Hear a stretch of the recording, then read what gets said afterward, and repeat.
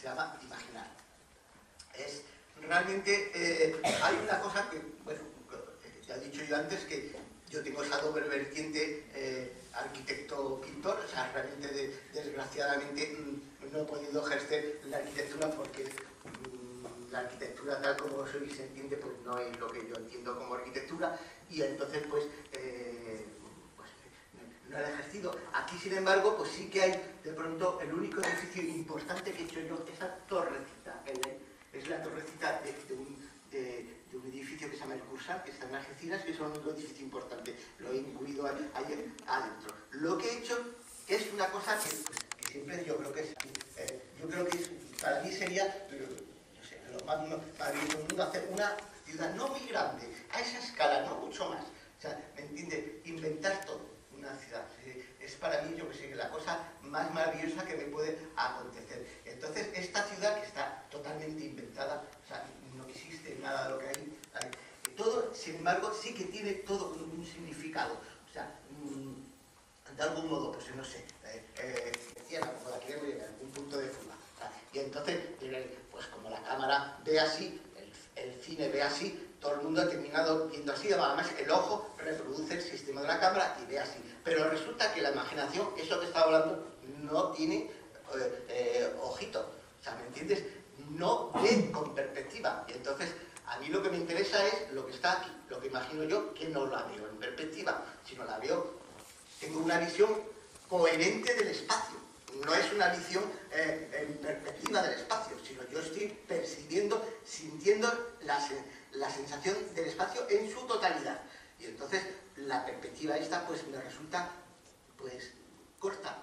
No es la manera para poder representar ese espacio que pienso. Entonces pues me he inventado 20.000 sistemas para representar de algún modo el espacio como yo lo imagino, como yo lo siento. O sea, que ves a veces cosas que no se pueden ver o que...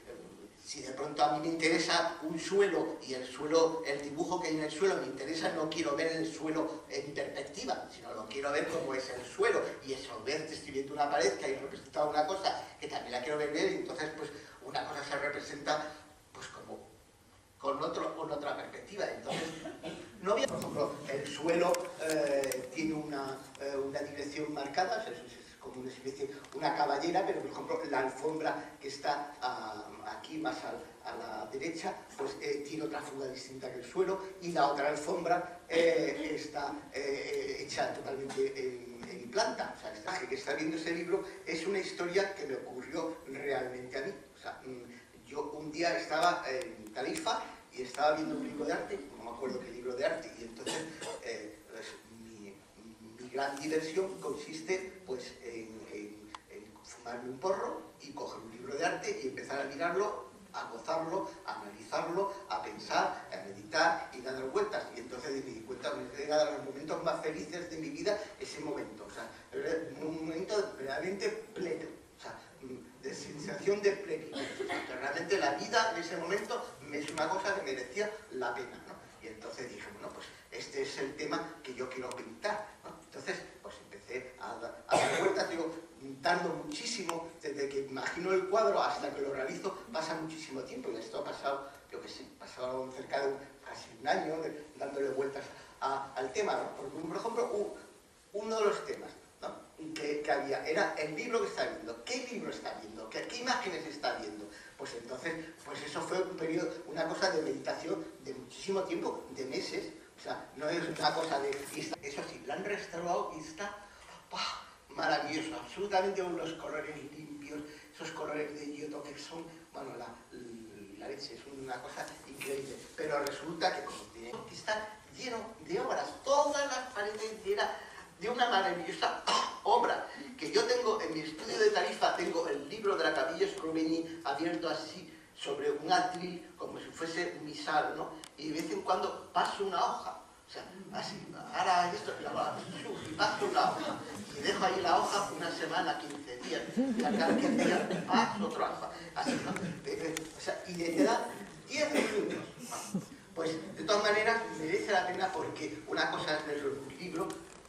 La edición esa que yo tengo, por cierto, es una edición maravillosa. Es una edición, algo así como 25.000 pesetas, yo no sé, todo es más o menos coherente. En el fondo, desde el punto de vista de la actualidad, vemos que en el fondo de todo esa vanguardia, esa primera vanguardia que parece tan rompedora, todas esas cosas, en el fondo es una continuación de la tradición.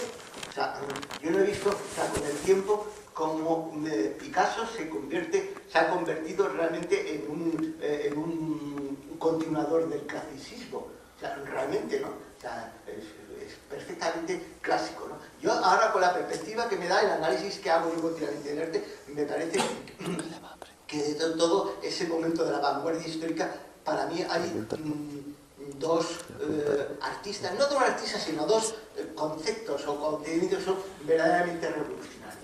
Uno es Duchamp y otro es Dalí. O sea, y además, lo curioso que Dalí es un personaje que sobre todo en España se ha valorado muy poco. O sea, quizás los americanos saben valorarlo con mejor ojo que nosotros.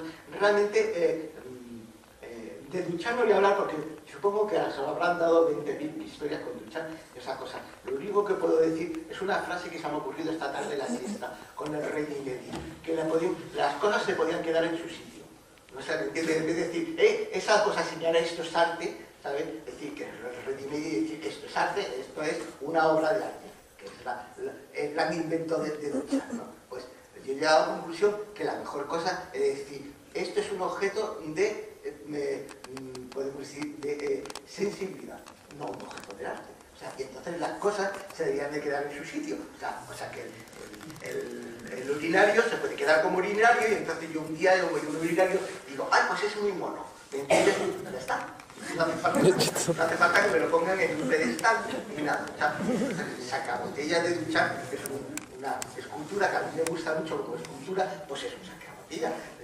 Pues un trozo así de biblioteca de libros dedicados a Duchamp. Y el otro es el que he dicho de Dalí. Porque Dalí realmente es realmente mucho más moderno. Es el primero que se da cuenta del fenómeno de la sociedad de masas. O sea, entonces, él quiere hacer un arte que, siendo de vanguardia, sea de masas. O sea, y eso es una cosa verdaderamente revolucionaria. Eso es lo que pretende después hacer muchos más años más tarde Warhol, pero le sale muchísimo más caca.